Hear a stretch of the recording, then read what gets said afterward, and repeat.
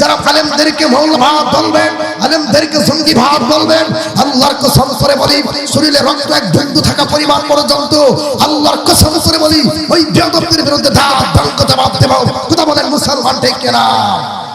আমার এই টানা প্রোগ্রাম আগামীকালকে টাঙ্গাইলে প্রোগ্রাম ছিল, সেখানে আমার মাহফিলে বাধা হয়েছে। সেখানে আমার সামনে থেকে মাইক তুলে নিয়েছে। আমার সামনে থেকে মাইক তুলে নেওয়ার পরে সমস্ত শ্রোতারা ওকে জুতা ফেটা করেছে, জুতা ছিঁড়ে দিয়েছে। তারপরে আমি বললাম যে আপনারা থামান, আর জুতা ছিঁড়েন না। কারণ আগের দিনে বাধা দিলে কেউ কিছু বলতে পারতো না, কিন্তু মন চাইতো কিছু একটা বলি। কিন্তু এখন আবহাওয়া চেঞ্জ হয়ে গেছে, কিন্তু এখন সূর্য ওরকম ভাবে তারা মনে করছে যে পূর্ব দিক পশ্চিম দিক দিয়ে সূর্য ওঠে, তাদের জন্য ছিল এরকম। কিন্তু না, আমি পরিষ্কার ভাষায় বলবো মুসলমান বন্ধুগণ, আগামী দিনে যদি ইসলামের জন্য আল্লামা মামুনুল হক সাহেব, রফিকুল ইসলাম মাদানী সাহেব যদি ডাক দেয়, মুসলমান কাপড়ের কাপড় বেঁধে জিহাদের ময়দানে কারা কারা যাবেন, কারা কারা যাবেন? তৈরি আছেন তো ইনশাআল্লাহ? তৈরি আছেন তো ইনশাআল্লাহ মুসলমান? আমার মুসলমান বন্ধুগণ, আমি যে গরম বক্তব্য দিচ্ছি অনেকের গায়ে জ্বালাপোড়া হচ্ছে। অনেকে বলতেছে যে এখানে তাফসীর, এখানে মাহফিল দিছে, চিল্লাচিল্লি করে কেন? আল্লামা মামুনুল সাহেবের বিরুদ্ধে সেই অভিযোগ তুলেছিল। মামুনুল সাহেবকে বলেছে যে এটা চিল্লাচিল্লি করে কেন? কিন্তু মামুনুল সাহেব কি জবাব দিচ্ছে আপনারা শুনছেন? তিনি পরিষ্কার ভাষায় জবাব দিয়েছে যে আমি আল্লামা মামুনুল সাহেব, আমি এই গরম বক্তব্য দিই দুনিয়ার কোন মানুষকে সন্তুষ্টি করার জন্য না। আমার এই গরম বক্তব্য যদি কেউ ভুল প্রমাণ করতে চাই, কেউ ভুল প্রমাণ করতে পারে, আমি আর গরম বক্তব্য দেব না। আল্লামা মাওলানা সাহেব তিনি বলেছে যে আমার এই গরম বক্তব্য দেওয়ার কারণে সারা বাংলার জমিনে এই আল্লাহু আকবার স্লোগান উঠেছে না ভাই? জোরে বলে উঠেছে না ভাই?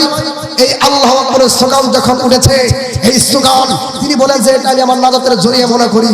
সেই বাংলাদেশে যারা আল্লাহু আকবার স্লোগানকে বিদ্বেষ পোষণ করবে, আল্লাহু আকবার স্লোগানকে যারা এরকম ভাবে দুশ্মনী মনে করবে, জয় শ্রীরামের স্লোগান দিয়েছে, আল্লাহু আকবার স্লোগান বন্ধ করেছে, আমরা বলতে চাই জয় শ্রীরামের স্লোগান নয়, নারায়ে তাকবীর আল্লাহু আকবার স্লোগান করবে। ওই বেঈমানের বাচ্চাদের মুখ ফাটফাট করে কাঁপবে। কথা বলতে হবে মুসলমান, ঠিক কিনা বলেন মুসলমান? মুসলমান বন্ধুগণ, জয় শ্রীরামের স্লোগান হবে না, জয় শ্রীরামের স্লোগান হবে না, নারায়ে তাকবীরের স্লোগান হবে। কথা বলেন ঠিক কিনা? এই বাংলার জমিনে অনেক মুসলমানদের অনেকেই বলে যে হিন্দুদের উপরে মুসলমানরা নির্যাতন করে, এরকম কোন ইতিহাস আছে বাংলাদেশে? জোরে বলেন, কোন ইতিহাস নাই। কিন্তু ভারতে আমার মুসলমান ভাইদেরকে এরকম ভাবে হত্যাকাণ্ড করা হচ্ছে ইসলাম মানার কারণে, দাড়ি রাখার কারণে, টুপি রাখার কারণে।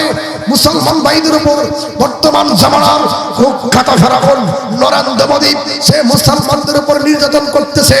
আল্লাহর কসম করে বলি, হিন্দুস্তানের যে যুদ্ধের কথা বিশ্বনবী মুহাম্মদ সাল্লাল্লাহু আলাইহি সাল্লাম বলেছে, যদি গজওয়াতুল হিন্দের ডাক দেওয়া হয়, আমার মুসলমানের ভাইরা প্রস্তুত আছেন তো? জোরে বলেন, প্রস্তুত আছেন তো? কারা কারা প্রস্তুত আছেন স্লোগান দেন।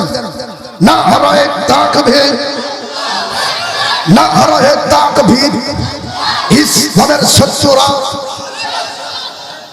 আমার ভাইরা, এই স্লোগান আগে আমরা দিতে পারতাম না। আমাদেরকে মাহফিলে ওঠার আগে লম্বা লিস্ট দিয়ে দিতে যে হুজুরে এইভাবে আলোচনা করেন, এইভাবে আলোচনা করেন। এরকম লোক এখন কোথায়? এখন তো আর বলতে পারে না, এখন তো আবহাওয়া চেঞ্জ হয়ে গেছে।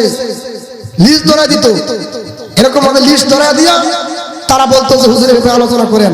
কিন্তু এখন তো তারা নাই। 14 বছর পর্যন্ত, 20 বছর পর্যন্ত মাদ্রাসায় লেখাপড়া করে তোমার মতো মূর্খের কাছ থেকে জ্ঞান নিতে হবে আমরা কিভাবে কথা বলবো। বেয়াদব, টাটকা বেয়াদব কথা বলে ঠিক কিনা? ওই সমস্ত বেয়াদবের বাচ্চাদের পতন হয়েছে। আজ যারা বাংলার জমিনে এরকম ভাবে দুঃসাহস দেখাবে, এই দুঃসাহস দেখানোর মতো লোক পৃথিবীর জমিনে, এই বাংলার জমিনে, মুসলমানদের জমিনে এখন পর্যন্ত লোক পাওয়া যাবে না। এই বর্তমান স্বাধীন বাংলাদেশে কথা বলেন ঠিক কিনা? দেশ স্বাধীন হয়েছে, চুরি করে নাই, ছিনতাই করে নাই, রাস্তায় মোবাইল নিয়ে গেলে, এই টাকা নিয়ে গেলে মানুষ তা দরফর করে যে আমার টাকা ছিনতাই করে নিয়ে যাবে। কথা বলেন ঠিক কিনা? কথা বলেন ঠিক কিনা? ইসলামের বিজয় যখন হবে, একটা নারী, একটা সুন্দরী নারী এই এক ঢাকা শহরের ভিতর দিয়ে সে সুন্দরভাবে হেঁটে যাবে, কোনো যুবক ডিস্টার্ব করবে না, এরকম হবে। একটা মেয়ে যদি যায়, 5-10 জন যুবক পিছিয়ে লাগে কিনা? তখন ইসলাম কায়েম হবে। যখন একটা মহিলা যাবে, কোন যুবক তাকাবের সাহস পাবে না। কথা বলেন ঠিক কিনা?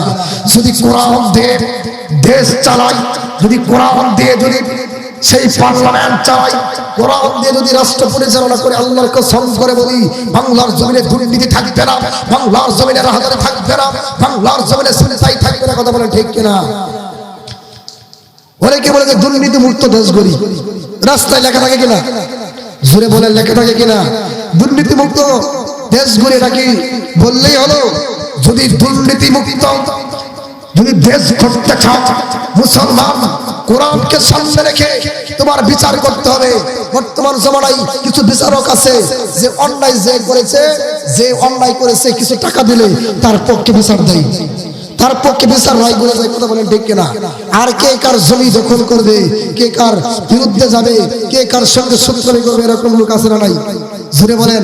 যারা এরকম করবে তারা আল্লাহর কসম করে বলি গাজীপুর শ্রীপুরের মানুষদেরকে আমি বলে দিচ্ছি, এরকম যতই করুক না কেন তারই ক্ষতি হবে। আপনি একজনের ক্ষতি করবেন, আপনি একজনের ক্ষতি করলেন না, নিজের ক্ষতি করলেন। কথা বলেন ঠিক কিনা? মুসলমান বন্ধুগণ, এই